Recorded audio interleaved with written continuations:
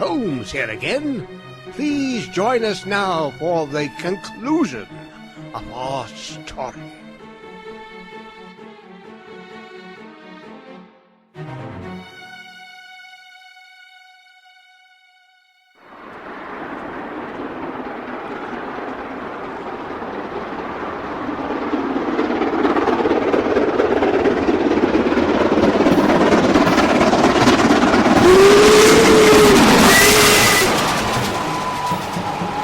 Nice view from up here. Aye, and it'll be the last thing you'll ever see. No, wait.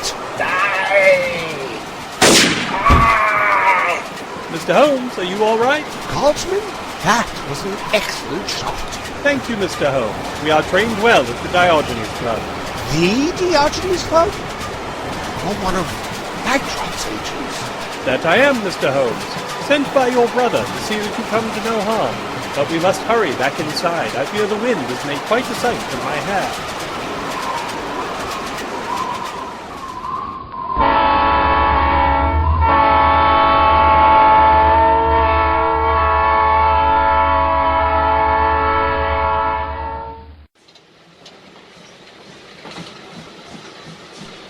You know, I do enjoy traveling by rail. You're quite a perplexing man, Mr. Holmes. I try to be.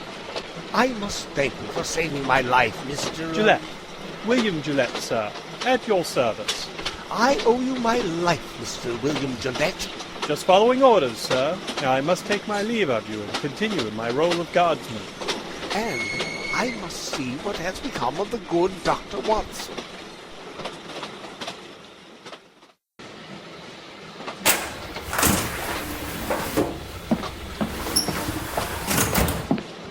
Oh, there you are, Holmes. Good Lord, Watson. Let me see to that nose. Oh, he's broken, I think. Hold still, old fellow, and tell me what happened. I was going from carriage to carriage, looking for clues that would lead me to the Jones. Last carriage I came to, the dignity fellow was looking for something I did, and started making threats. Threads? Oh, you mean threats. And please hold still. It's a tricky thing trying to staunch a bleeding nose. Well, then he hit me as hard as he could. You know. Dear, oh dear, is your nose still hurting? No, I seem to be a bit better now. Good. Watson, I'm sorry. What for, Holmes? This! There, Watson. I apologize profusely for that, but it simply had to be done. You, of all people, should know that the nose was broken and needed to be set back into position. You would have been disfigured for life, dear friend. I could not sit back and let the most handsome man in England be robbed of his good looks. Holmes, you've made your point, and are now in danger of overstating the matter. Dear Watson, I hope you bear me no ill feeling. None at all, Holmes. Splendid. Watson, what on earth did you say to this fellow? I simply complimented his very beautiful wife, though I fear her beauty may only be skin deep, for she is as rude as her ill-tempered husband. Did she attack you as well? She insulted me. As I was walking away, I heard her say that perhaps the fist was quicker than the mind. Aha! Der Verstand ist schneller als die Faust. You've lost me, Holmes. I found our fox, Watson. Take me to the carriage where you were attacked, and bring your revolver.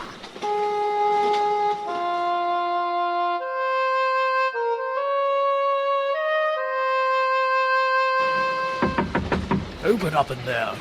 Not this fool again. Stand up. If you insist. Here, I am pocketing my revolver. So you are. And I am rolling up my sleeves. This commentary is both pointless and tedious. Then allow me to liven things up. Take this. At this. You have killed him. No, he's just out cold. Bravo, Watson.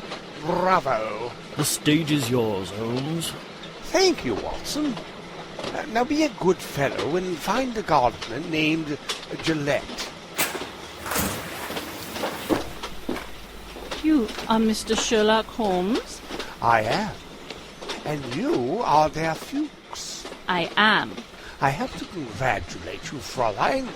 You had everybody fooled. Not a single person suspected that der Fuchs was a woman. Obviously, I hadn't fooled everybody, Mr. Holmes. And I must congratulate you. It was a pleasure to pit my wits against a mind as formidable as yours. Though I fear I have been a disappointment to you. You have been one step ahead of me all the way. You saw immediately that the trail across the globe was a false one, and that I had sent you on, as you English say, a wild goose chase. Well, not immediately. It is I, Gillette, Mr. Holmes. It seems your escort has arrived, Fräulein. I must wish you auf Wiedersehen. Auf Wiedersehen, Mr. Holmes. I hope we meet again someday. Well, if I ever need a secretary...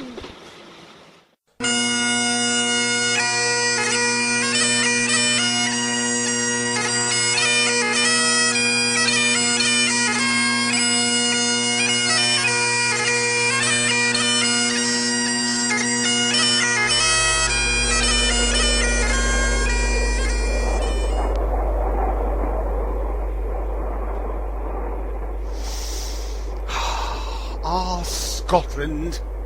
What a wild and beautiful land this is. It is indeed a place of great beauty, Holmes, though the wind is rather bracing. There's an east wind coming, Watson. I think not, Holmes. There's a north wind blowing. In fact, it's a north gale, and it's absolutely freezing. Good old Watson. You are the one fixed point in a changing age. There's an east wind coming all the same.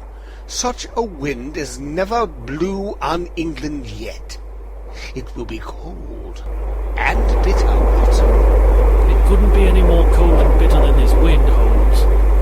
What was that, Watson? I said it's cold and bitter already, Holmes. What? Holmes, let's go home. The Misadventure of the Substitute Secretary was written by Vince Stadon. Sir Arthur Conan Doyle was on an express train to Edinburgh at the time. Mr. Sherlock Holmes was played by Jeff Niles. Dr. John H. Watson was played by Elie Hirschman. Ilsa Reichman was played by Lisanne Hayward. Kessler was played by David Alt. MacDougall was played by Jonathan Patrick Russell. William Gillette, Guardsman, was played by Wayne Hayward. Prime Minister was played by Jim Barber.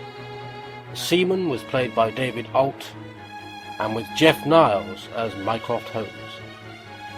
The theme music, Suite for Strings, was composed and created by Alan Morin. Incidental music by Alan Morin. Sound design by the 4077th. The executive producer is Jeff Niles. Join us at the 4077th.blogspot.com. Copyright the 4077th 2008. Join us next time for the misadventure of the impossible magician.